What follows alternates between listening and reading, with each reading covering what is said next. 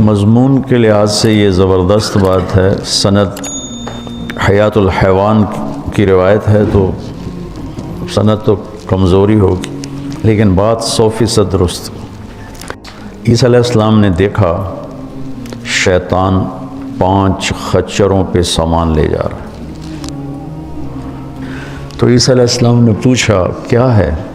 عیسیٰ علیہ السلام سے ہو گیا ٹاکرا ہو گیا. وہ کہنے لگا اپنا سودا ہے بیچنے جا رہا ہوں. تو 5 خچر تھے کہ 4. تو انہوں نے پوچھا اس میں کیا ہے؟ کہ اس میں ظلم ہے. ظلم کہ یہ کون خریدے گا؟ کہ بادشاہ.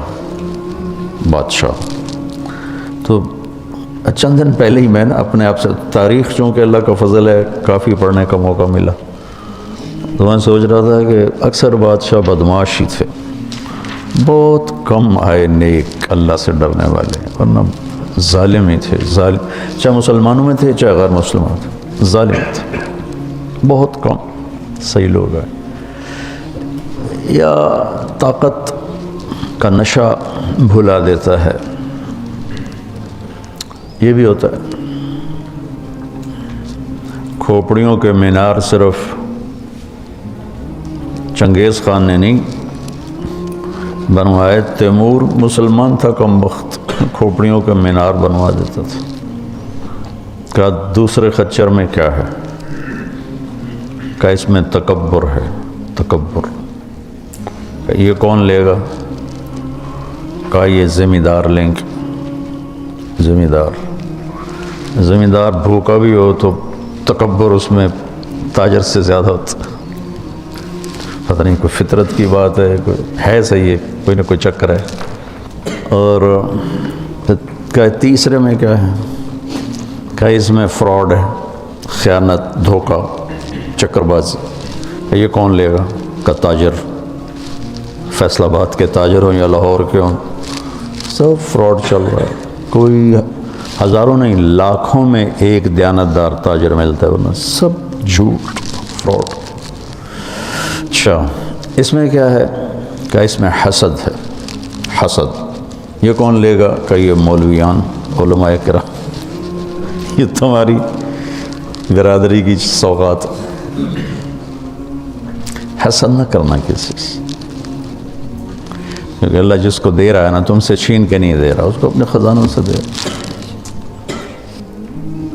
بہت لعنتی چیز ہے حسد، بہت لعنتی چیز.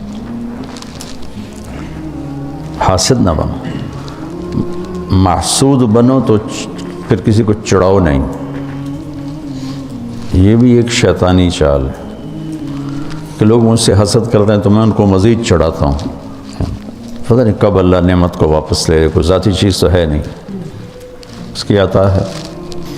نہ حسد کرو، نہ حسد کرنے والے کو تنگ کرو.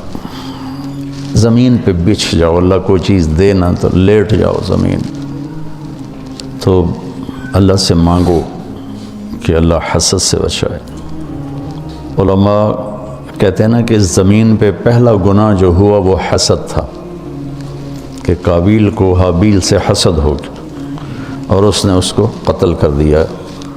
تو اس زمین پہ پہلا گناہ شرک نہیں، کفر نہیں، حسد ہے.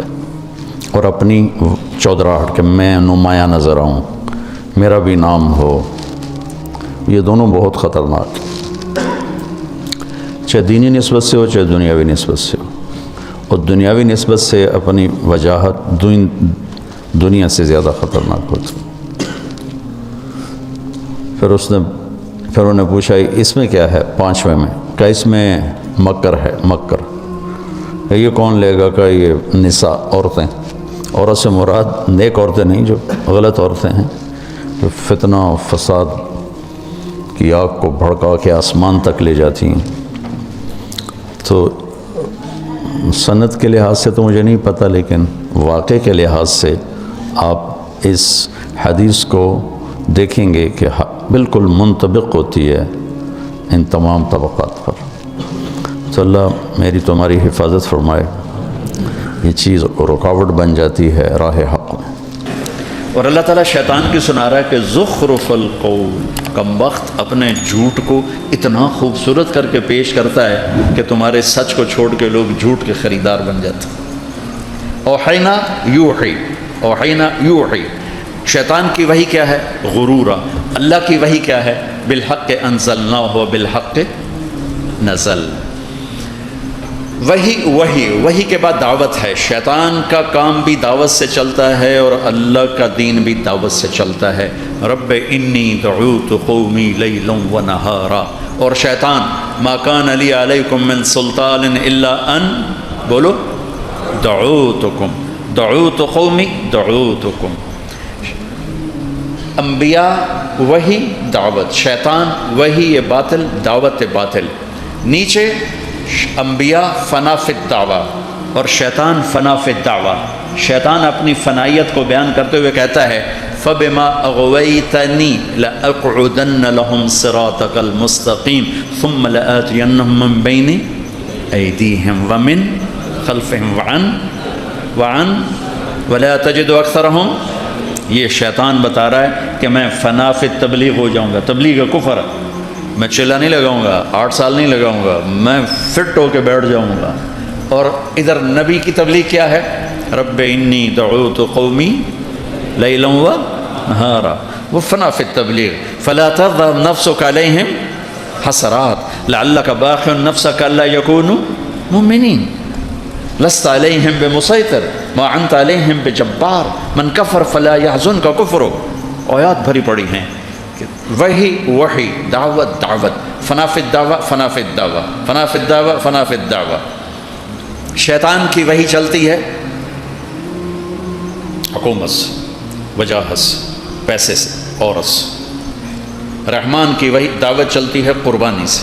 شیطان پیش کرتا ہے ملک۔ عتبہ بن ربیعہ میرے نبی کے پاس آ کر کہہ رہا ہے ان کنت ترید بہ ملکا ملکناک، بادشاہ چاہتے ہو بنا دیتے ہیں۔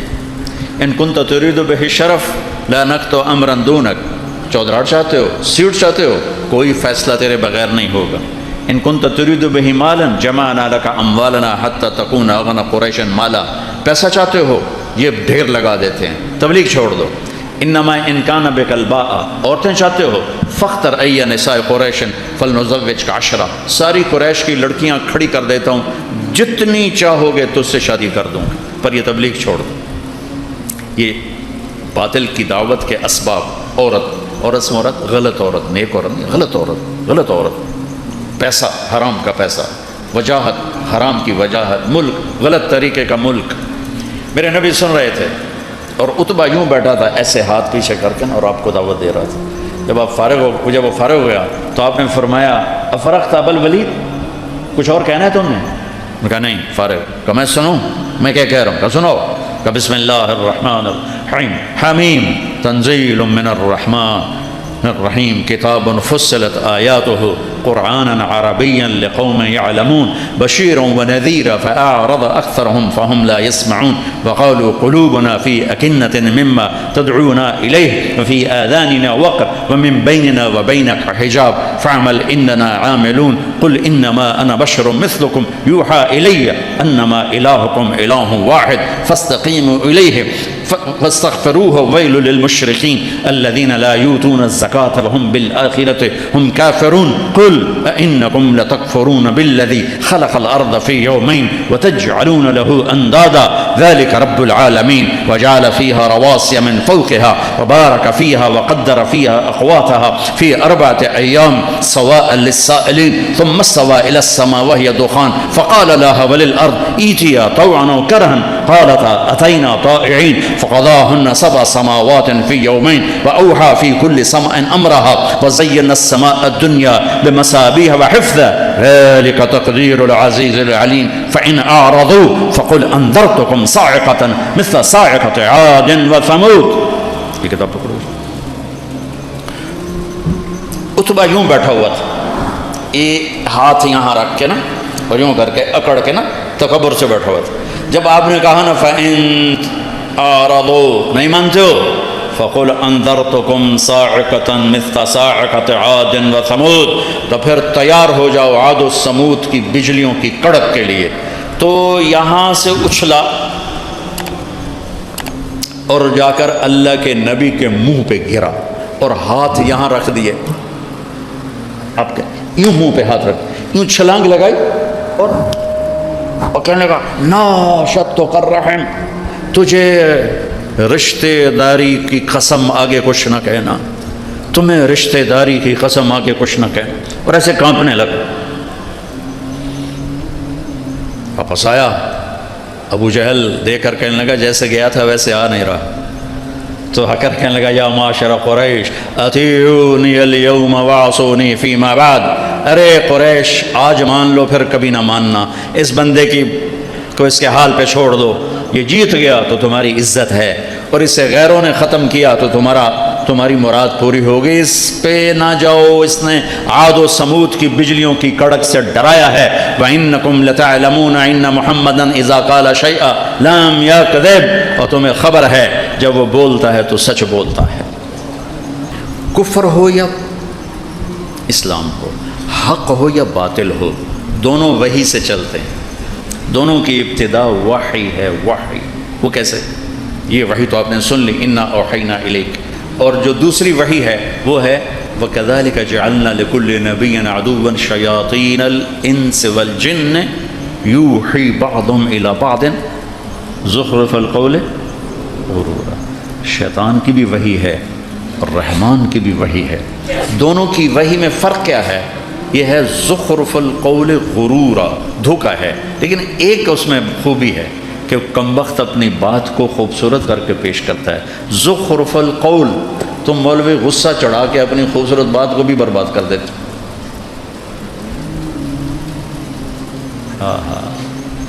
ناراض نہ ہونا بھائی، خطیبوں سے کہہ رہا ہوں. اتنا غصے ہوتے ہیں، اتنا غصے ہوتے ہیں. بڑی پرانی بات ہے. خطیب صاحب بیٹھے، کہنے کہ میز تو رکھا نہیں. تو میں نے سوچا کہ میز کو کیا کریں، بات تو یہاں سے کرنی ہے. کہہ رہے میز تم نے رکھا نہیں. تو انہوں نے رکھا اور جلدی سے پتہ نہیں کہاں سے میز لے کر آئے. تھوڑی دیر گزری تو پھر مجھے سمجھ میں آیا کہ انہوں نے پہلے تو گرم ہوئے، جیسے انجن گرم ہوتا ہے نا، ڈیزل انجن. پھر آستینیں چڑھائیں، پھر ہر 2 منٹ ٹھا مکہ مارے، ایسے مکہ مارے. پتہ نہیں ان کے یہ ہاتھ کتنے سخت تھے، 2 گھنٹے میں کوئی 200 مکے مارے انہوں نے. تو پھر مجھے پتہ چلا کہ اچھا میز اس لیے رکھوایا تھا کہ مکے مارنے. تو میرے عزیزوں، میرے بچوں، حق ہو یا باطل، معاملہ دعوت سے. وہی دعوت، پھر دعوت میں فنائیت. اور دعوت کیا ہے؟ بے طلبوں میں جانا. تبلیغ کا کام اپنی وسعت کے لحاظ سے ایک معجزہ ہے. تمام طبقات امت کو اس نے لپیٹا، سمیٹا ہے.